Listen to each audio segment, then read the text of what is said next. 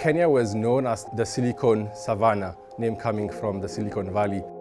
A lot of early adapters in the tech space started creating a community and building products that has now led to the creation of the African tech space. After over a decade of development, Africa's startup scene is booming. Last year, the tech sector attracted a record $5 billion, more than the total amount raised in the previous 3 years combined. It's actually kind of mind-blowing in many ways. The pace of growth in the last couple of years is incredible in terms of the amount of funding coming into the continent.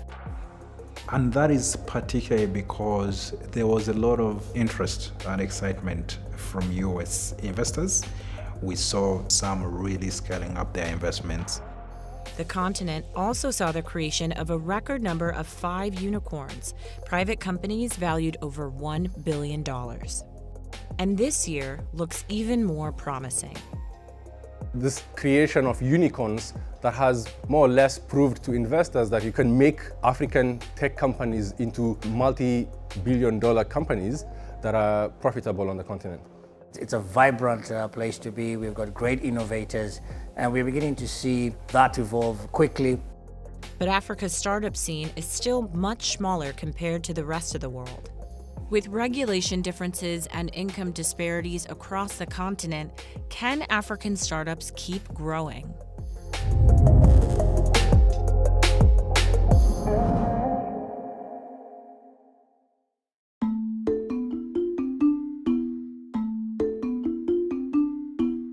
When you talk of the genesis of tech in Africa, you'd have to go back when government started promoting the internet and the use of the internet. We started seeing a pipeline of software engineers that came out.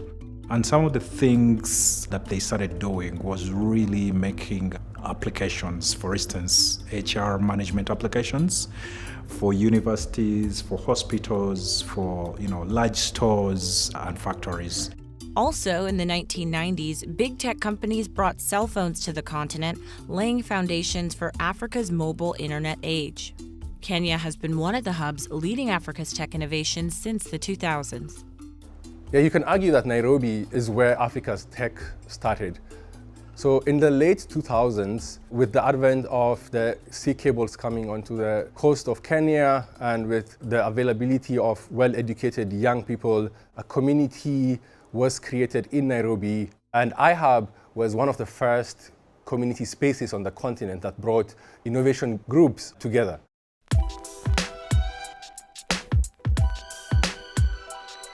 Founded back in 2010 by a group of like-minded techies, iHub provided a much-needed space for entrepreneurs in Nairobi to meet, share ideas, and develop products.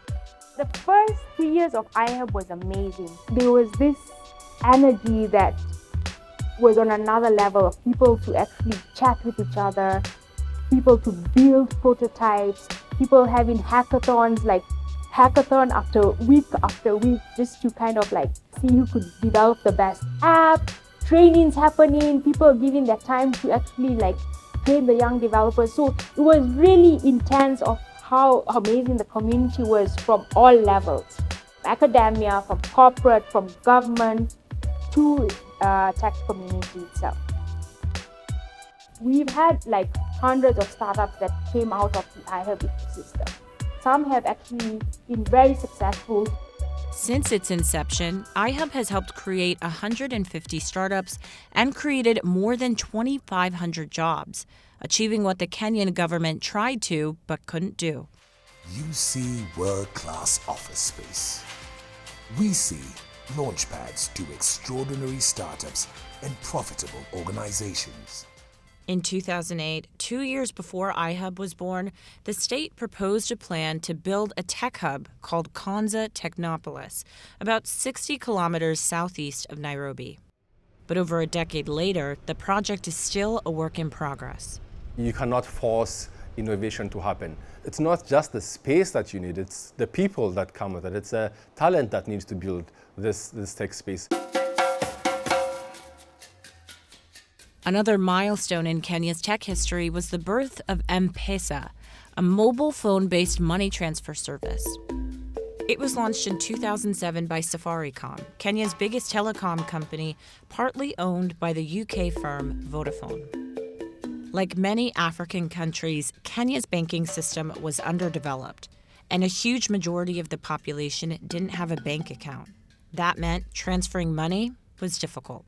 We start with the send money home proposition because Kenya has a rural to urban migration, and everyone in the urban areas was sending money to rural areas, and that meant taking time off work or over the weekend to go see your parents and give them money. I remember in 2007, I used to travel almost 500 kilometers from Nairobi to go give my mom money. Just with the advent of the send money home proposition, that changed how we send money in Kenya dramatically. But smartphones hadn't arrived yet in Kenya, and so the M-Pesa team relied on USSD and SIM Toolkit, the same technology used for sending an SMS. Users registered for an M-Pesa account with their SIM cards, put cash into the account through an M-Pesa agent, and then sent the money by phone. Recipients could also cash out through an agent. The transaction fee for sending money was 30 Kenyan shillings, about 26 cents. It went on and was developed into a complex payment system where people can not only just transfer money but can also pay bills, borrow, and there are now even investment products that are on M-Pesa. In fact, even the Kenyan government used the system to sell bonds at one time. We have 30 million active customers on the M-Pesa Kenya ecosystem. Today, well over 50% of the GDP of Kenya is actually flowing through it. The success of M-Pesa ushered in mobile money across the continent, spawning the birth of other startups trying to solve everyday problems in Africa. Among them, Sendi, a Nairobi-based digital logistics company facilitating door-to-door deliveries between individuals and businesses. Logistics in Africa is quite fragmented and quite costly. If you have an item on the shelf for about $10, about $4 to $6 of that we can attribute that to logistics. Over 40 to 60% of that. And that's a problem we sought out to solve, to reduce that to a single digit form. And technology has allowed companies like Sendi to aggregate the informal logistics sector into a more homogeneous kind of play that all these businesses can actually trade. When you talk about shipping, you have to also talk about payments. We started in Kenya because we kind of saw how the digital economy was growing in Kenya. And the penetration we had seen in mobile money in this market enabled us to move quite fast on that.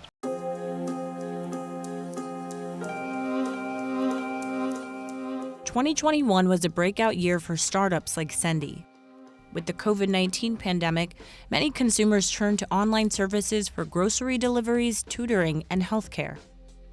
African startups raised a record $5 billion last year, and nearly two-thirds of the top 20 largest disclosed deals involved investors from the US. In 2016, Mark Zuckerberg visited Kenya and he interacted with the tech space. In 2019, Jack Dorsey was also toured 3-4 countries on the continent, was also planning on actually living in Africa for 6 months. The interest has been there. What changed was that companies proved that, one, that investors can exit and make money for their investment, but secondly, that you're able to scale on the continent. The money pouring into Africa's tech sector minted 5 unicorns last year, a huge number for the ecosystem, given the continent only has 6 unicorns so far, and 4 of those are Nigeria-based. As far as monetization of tech and startups is concerned, Nigeria came in a little bit later, but has had the hugest success in terms of monetization. The African unicorns that we have now are mainly in Nigeria because there's money and economy to be mobilized there. One of those unicorns is Flutterwave, a fintech startup facilitating cross-border payments. Africa specifically was a very complicated market from a digital payments perspective. It was a very fragmented market in the sense that we had over 50 countries. We have to date, about 40 currencies in circulation and over 300 types of digital payments. And so what Flutterwave does is pool all of those different payment types across the countries, across currencies, onto one platform, so that as an individual or as a business, it becomes much more easier for you to reach your customers or for you to send peer-to-peer transfers to family members, friends in other geographies. Flutterwave caused a lot of excitement in 2021. It did not just become a unicorn, but it became a unicorn in 5 years, which was quite a short period of time. And its founder, Agbola, really became, a go-to person on how to do it, in Africa. We are focused on building new products that will make a very positive impact on the lives of everyone that comes across those products. In fact, that's what fintech means to us. Today, over 900,000 businesses use Flutterwave, and over 200 million individual transactions have been processed on the platform. Nigeria is the company's biggest market, but it has ambitions to expand in Africa and even go global. We're starting with Egypt and Morocco. And beyond that, we're also looking to build a base outside of Africa. We're looking at Europe, we're looking at the US. Eventually, we'll have our eyes on Canada as well. So it's really exciting times for us.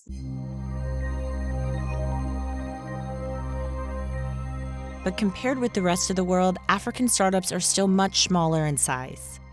And while money piles into the continent's 4 big tech hubs, startups in smaller markets, including those run by women, are still struggling to secure funding.